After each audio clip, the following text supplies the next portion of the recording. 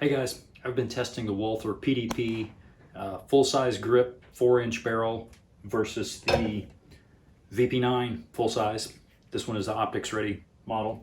This has been my carry gun for a while. It's got the Swamp Fox Liberty on it.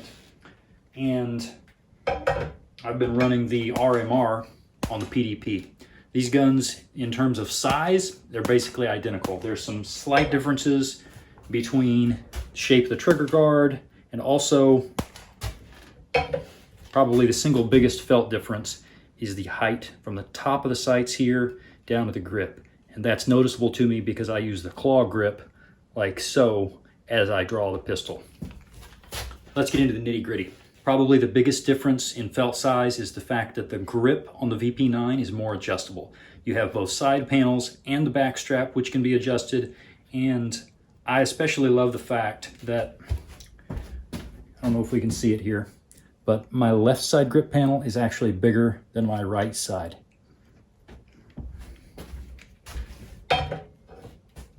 As a guy with average size hands, the Walther's is good. I would say the small back strap has been perfect for me. No complaints. Grip texture on both is pretty good. I think I like the grip texture on the Walther a little bit better. It's got a little bit of honeycomb style grip texture to it, while the VP9 just has, you know, a little bit roughed up, and it's a little smooth up top. In order to get perfection, I would like to see both of them have something more aggressive, but that's personal preference. Both are perfectly usable. So in terms of grip, I have to give a slight nod to the VP9. And that brings us to trigger. In terms of trigger, I'll just tell you straight out, the Walther wins. It's not head and shoulders above, but it is a little bit nicer. I will say that being a little bit lighter, there have been some times that I would go to prep the trigger during a drill and I would crank off a round because it's just that much lighter. I hit the wall, very crisp, great reset, but I'm not sure exactly how much lighter it is because I don't have a scale, but it's enough lighter that I would occasionally pop off a round ahead of time when going from the VP9 to the Walther because the Walther is lighter. Now, I will say that lighter is not better, but I would say that it's a little bit easier to be accurate with the Walther because sometimes with the VP9, I take it up to the wall, and then it has a little bit heavier. If I'm not really careful with my grip, I'll get just a little bit of wiggle. So the Walther is easier to be accurate with, but the VP9 is very accurate and there's really no complaints. Slight edge to the Walther on that one. In terms of sights, quite frankly, they both suck. I don't like either of them.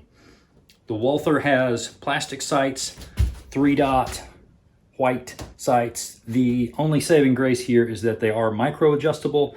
They give you a little screwdriver, kind of a match style sight. You can adjust them up, down, left, right. Very nice in terms of that. However, they're still plastic. The advantage, I can almost see them through the RMR. It's tall enough that it's basically flush at the very bottom, so I can't quite co-witness, but if my dot dies, I have tried this. I just come up to see the sight and then drop it down flush with the top of the RMR, and it breaks off perfectly. So it's pretty easy. The VP9, unfortunately, I have looked. These will not co-witness with this Swamp Fox at all, not even in the bottom. And so when the dot goes out, if the dot washes out, I'm just in trouble. I have not been able to find any suppressor height sights for the VP9 yet. Everything's been out of stock.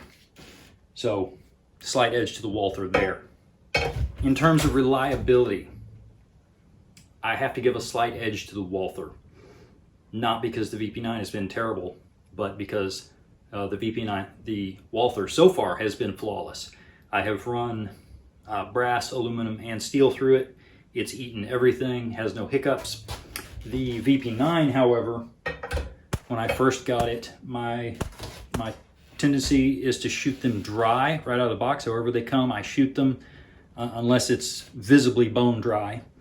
And the VP9 did not like the Wolf steel case ammo that I had. It choked 1 in every 3 rounds.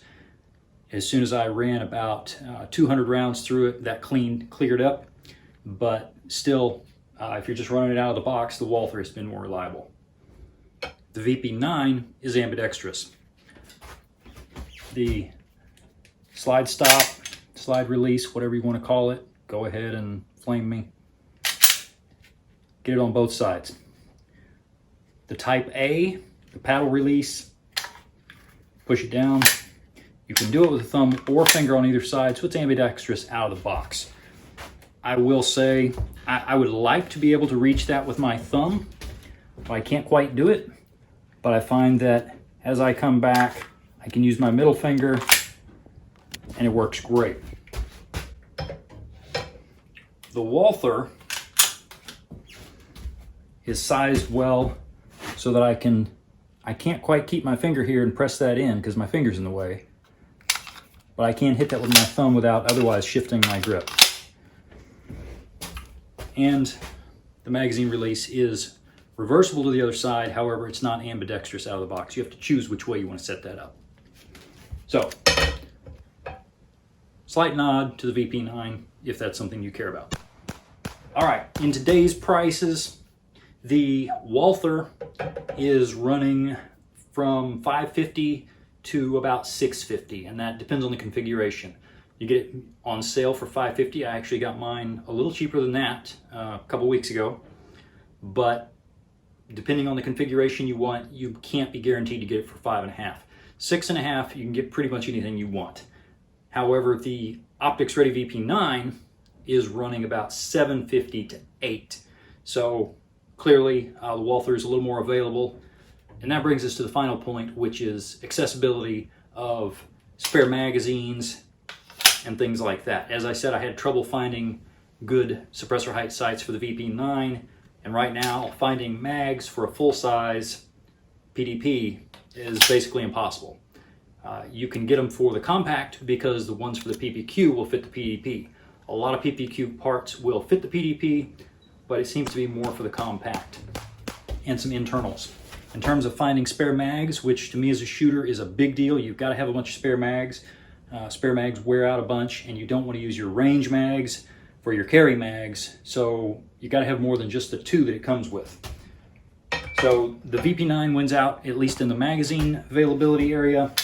However, the magazines for the VP9 only hold 15 stock, whereas they hold 18 for the PDP. So, you know, it's a toss-up.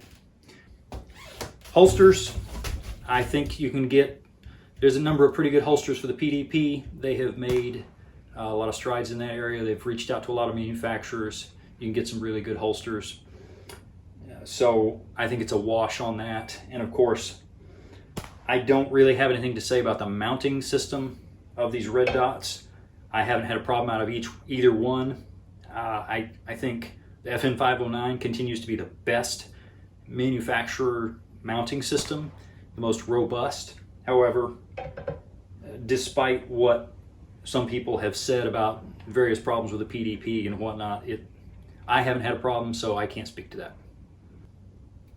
So in terms of shootability, which is, you know, a lovely made-up word to say how well I shoot it, I have to give the edge to the VP9, and perhaps that's just because I've been carrying it for a while and the PDP is new to me.